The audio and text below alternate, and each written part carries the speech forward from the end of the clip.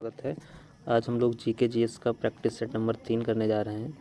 तो स्टार्ट करते हैं क्वेश्चन नंबर फर्स्ट से। क्वेश्चन नंबर फर्स्ट है, डैश की रानी अवंती बाई लोधी ने अंग्रेजों के खिलाफ 4000 की सेना खड़ी की और नेतृत्व किया, जिन्होंने उसके राज्य के प्रशासन को अधिकार में ले लिया था। तो वो कहाँ की थी? तो झांसी है, फैजाबाद ऑप्शन है, रामगढ़ और मंडला। तो ऑप्शन नंबर सी जो है इसका रामगढ़, ये हमारा राइट आंसर है। अगला क्वेश्चन है, स्वतंत्रता प्राप्त करने के लिए गांधी जी ने किन नीतियों की वकालत की थी? तो ऑप्शन ए हिंसा का प्रयोग किए बिना भेदभाव के खिलाफ लड़ना, बी सरलता, शाकाहार और तथा उपवास, सी है अतिशय तथा अत्याचारी कराधान के खिलाफ विरोध, और डी है स्वराज आंदोलन में सक्रिय भागीदारी।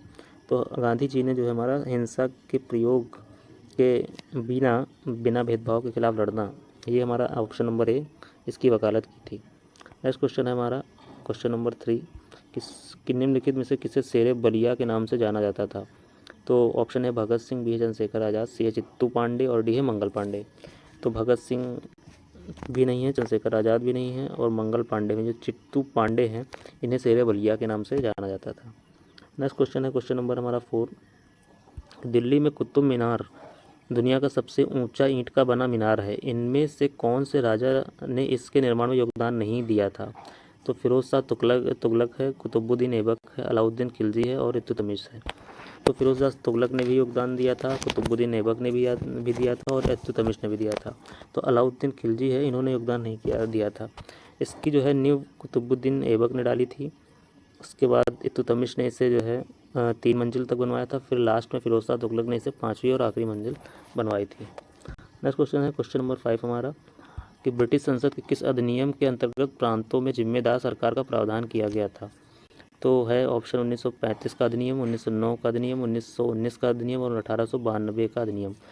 तो जो ऑप्शन हमारा ये है 1935 का अधिनियम, ये इसका राइट आंसर है। 1909 का अधिनियम को हम मार्ले मिंटो एक्ट कहते हैं, 1919 को मॉन्टेग्यू चेम्सफोर्ड एक्ट और 1892 का भारत अधिनियम एक्ट था। नेक्स्ट क्वेश्चन है क्वेश्चन नंबर 6 हमारा, निम्नलिखित में से किस उपनिषद में वसुधैव कुटुंबकम शब्द का उल्लेख किया गया है? तो ए है महाउपनिषद, छांदोग्य उपनिषद, बृहदारण्य उपनिषद और केनो उपनिषद।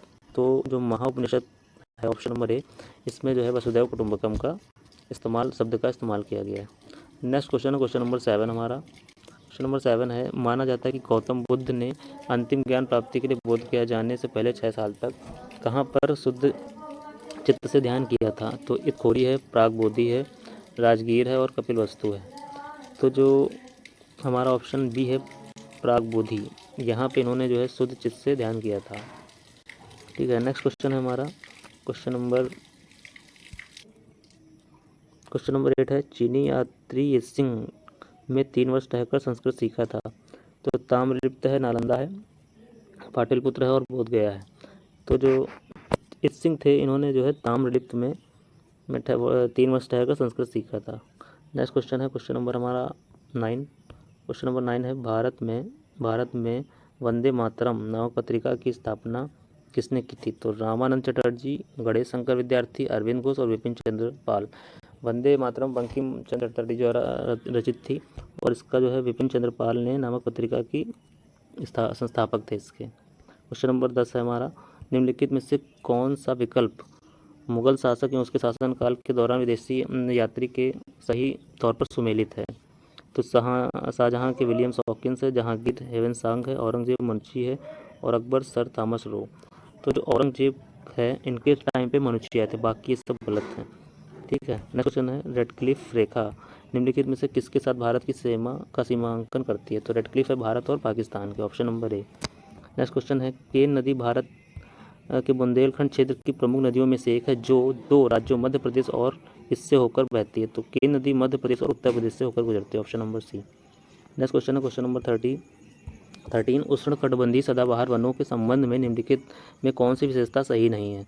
तो इन वनों में पेड़ों की ऊंचाई 60 मीटर से अधिक होती है, ये तो सही है कि 60 मीटर से अधिक होती है। दूसरा है, ये वन अच्छी तरह से इन वर्षों में लगभग 100 सेंटीमीटर वर्षा होती है। तो ये जो है ऑप्शन नंबर हमारा बी जो है ये गलत है, यहाँ से 200 से अधिक सेंटीमीटर वर्षा होती है।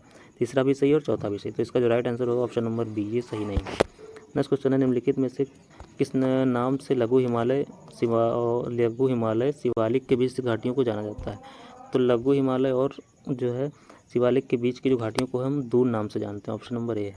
क्वेश्चन नंबर 15 है कि क्वेश्चन नंबर 15 2011 की जनगणना के अनुसार निम्नलिखित में से किस राज्य में महिला लिंग अनुपात सबसे कम है? तो उत्तर प्रदेश, सिक्किम, पंजाब और हरियाणा।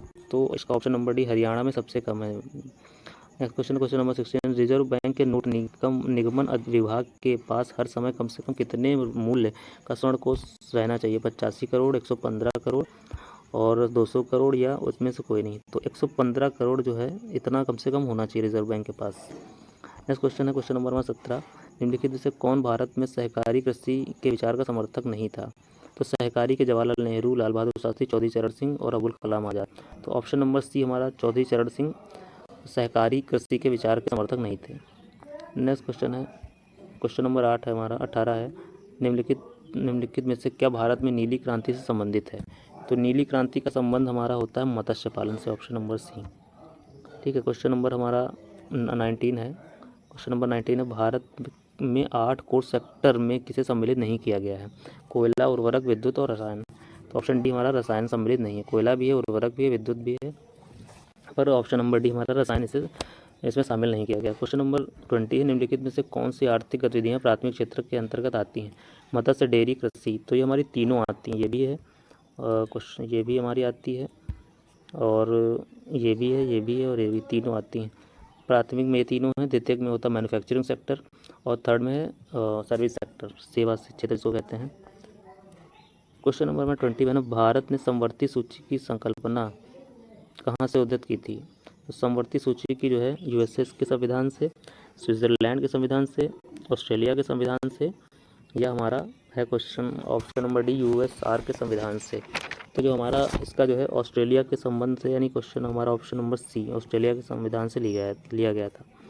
क्वेश्चन नंबर हमारा 22 है कि भारतीय जो संसद है वो किससे मिलकर बनी है? लोकसभा प्रधानमंत्री, लोकसभा राज्यसभा प्रधानमंत्री और लोकसभा राज्यसभा और राष्ट्रपति। तो जो हमारा ऑप्शन नंबर डी है, भारतीय संसद लोकसभा, राज्यसभा और राष्ट्रपति से मिलकर बनी है। 79, 80 और 81 आर्टिकल जो है ये कहता है सरला, यानी कि संसद, राज्यसभा, लोकसभा।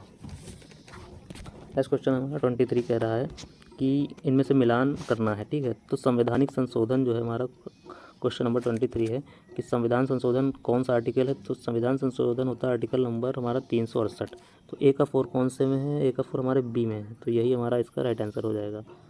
यानी कि ए का 4 हो गया। वित्त आयोग होता है हमारा 280 होता है, यानी कि बी का हो जाएगा थर्ड, और सी का हो जाएगा वित्तीय आपातकाल होता है 360, और ये जो है हमारा 312 अखिल भारतीय सेवाएं। तो ऑप्शन नंबर 20 का राइट आंसर हो जाएगा। क्वेश्चन नंबर चलते हैं 24, भारत के नियंत्रक एवं महालेखा परीक्षक के संबंध में निम्नलिखित में कौन सा सही नहीं है? तो इनके जो ये ऑप्शन है हमारा, उनकी नियुक्ति राष्ट्रपति द्वारा की जाती है, बिल्कुल सही है ये। और उनका वेतन सर्वोच्च न्यायालय के न्यायमूर्ति के समान होता है, ये भी सही है। सेवानिवृत्ति के पश्चात वह अन्य सरकारी सेवा के अयोग्य हो जाते हैं, ये भी सही है। ऑप्शन डी है, उनको राष्ट्रपति पदच्युत कर सकते हैं। ये जो है हमारा गलत है। ठीक है, तो यही हमारा जो गलत है ये हमारा आंसर हो जाएगा। क्वेश्चन नंबर 25 है, केंद्रीय सतर्कता आयोग निम्नलिखित में से किस एक समिति की सिफारिश पर गठित किया गया था? तो 1965 में जो संथानम समिति है, इसके सिफारिश पे जो है केंद्रीय सतर्कता आयोग का गठन किया गया था। क्वेश्चन नंबर हमारा 26, धारा का सही मात्रक क्या है? तो ओम है, फैराडे है, वोल्ट है, एम्पियर। तो धारा का होता है एम्पियर, ओम तो होता है रेजिस्टेंस का, फैराडे होता है आपका फैराडे होता है विद्युत, वोल्ट ये होता है उसका विभव का।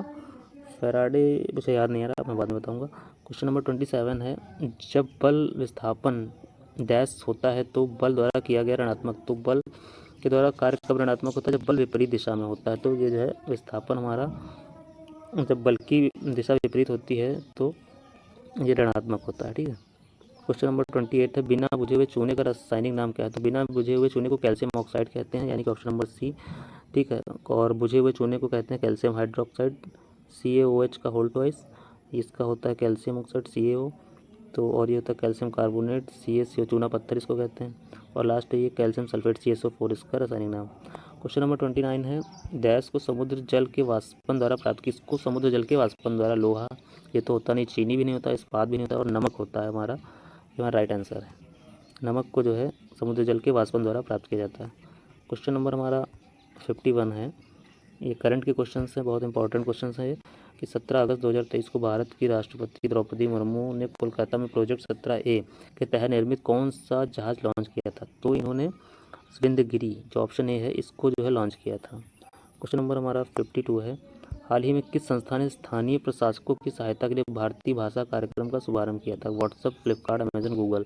तो गूगल ने जो है किया था। क्वेश्चन नंबर हमारा 53 है कि विश्व योग दिवस का कौन सा संस्करण 21 जून 2023 को आयोजित हुआ था? तो 2015 में प्रधानमंत्री मोदी जी ने इसको स्टार्ट किया था। इन्हें बहुत ही ज़्यादा इनका योगदान है और जिसकी इस वर्ष की थीम योगा फॉर वसुधैव कुटुंबकम थी। तो ये 15 से जो इस बार नवा था हमारा। ठीक है। क्वेश्चन नंबर हमारा 54 है। भारत की फुटबॉल टीम ने इंटरकॉन्टिनेंटल कप 2023 का खिताब फाइनल में किस देश की टीम को पराजित करके जीता था? कुवैत, बहरीन, लेबनान और ईरान। तो हमारा जो है भारत की टीम ने जो है हमारी लेबनान को हराकर जीता था। क्वेश्चन नंबर 55 है। किन दो देशों की वायुसेना के मध्य वीर गार्जियन 2023 नामक द्विपक्षीय हवाई अभ्यास का आयोजन किया? तो जो वीर गार्जियन होता है हमारा, ये भारत और जापान के साथ होता है। ठीक है।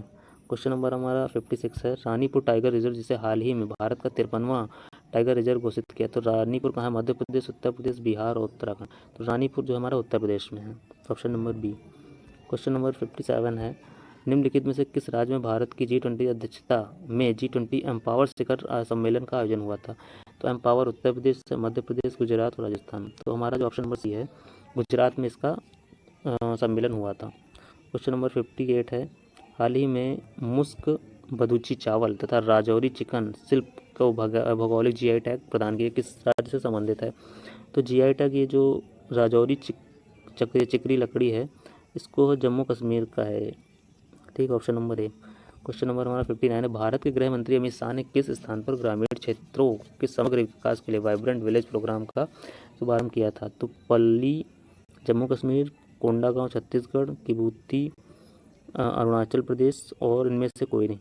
तो वाइब्रेंट विलेज प्रोग्राम का इन्होंने अरुणाचल प्रदेश में शुभारंभ किया था। ऑप्शन नंबर सी इसका जो है हमारा राइट आंसर हो जाएगा। क्वेश्चन नंबर 60 है। भारत सरकार के थिंक टैंक नीति आयोग के वर्तमान में अध्यक्ष CEO कौन है?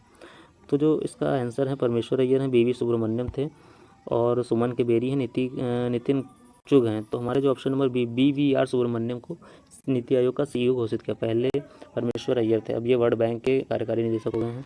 क्वेश्चन नंबर हमारा 61 है। चौक पूर्णा भारत के किस क्षेत्र की लोक कला है?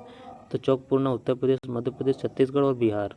तो चौक पूर्णा जो है हमारा उत्तर प्रदेश की एक लोक कला है। क्वेश्चन नंबर 62 है। संसद के 2 क्रमिक सत्रों के बीच अधिकतम कितना अंतराल हो सकता है? तो 1 वर्ष 8 माह, 3 माह और 6 माह। तो ऑप्शन नंबर जो डी है हमारा 6 माह अधिकतम हो सकता है। क्वेश्चन नंबर 63 है। हाफलोंग हिल स्टेशन किस भारतीय राज्य में है? हाफलोंग सिक्किम, हिमाचल, उत्तराखंड और असम। तो हाफलोंग हमारा ऑप्शन नंबर डी असम में है। ठीक है। क्वेश्चन नंबर हमारा 64 है। बर्मा की मुद्रा क्या है? क्यात, फ्रैंक, क्रोनर और पीसो। तो बर्मा की मुद्रा क्यात है। ठीक है, जिसको हम पहले क्वेश्चन नंबर 65 है। खजुराहो भारत के में निम्नलिखित में से किस राज्य में स्थित है? खजुराहो बिहार, उड़ीसा, राजस्थान, मध्य। खजुराहो हमारा मध्य प्रदेश में स्थित है। क्वेश्चन नंबर 66 है। विंग्स ऑफ फायर किस भारतीय वैज्ञानिक की प्रसिद्ध आत्मकथा है? तो विंग्स ऑफ फायर जो है हमारी CV रमन, विक्रम साराभाई, होमी जे भाभा और APJ अब्दुल कलाम।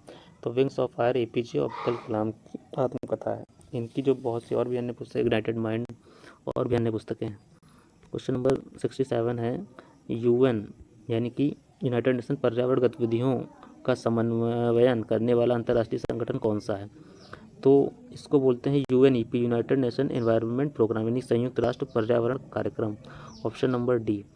इसका जो है स्टॉकहोम सम्मेलन 1972 में इसकी स्थापना हुई थी और इसका जो मुख्यालय है नैरोबी, केन्या में है। UNEP इसको बोलते हैं, UNEP, United Nation Environment Programme. Question number 68 है हमारा कि राष्ट्रीय मतदाता दिवस कब मनाया जाता है? तो राष्ट्रीय मतदाता 15 जनवरी, 25 जनवरी, 15 फरवरी और 25 फरवरी। तो राष्ट्रीय मतदाता दिवस होता है हमारा 15 जनवरी को। ठीक है, 26 जनवरी से एक दिन पहले। और क्वेश्चन नंबर हमारा 69 है।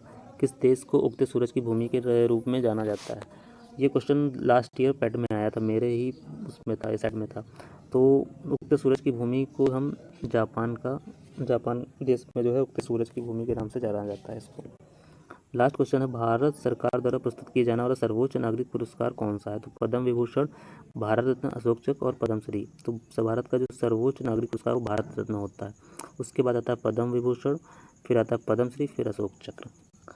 आशा करते हैं वीडियो आपको अच्छी लगी होगी। अगर आपको वीडियो अच्छी लगी तो चैनल को लाइक कीजिएगा, वीडियो को लाइक कीजिएगा, चैनल को सब्सक्राइब कीजिएगा, वीडियो को लाइक कीजिएगा और चैनल को शेयर कीजिएगा। ठीक है, मिलते हैं नेक्स्ट वीडियो में। Thanks for watching.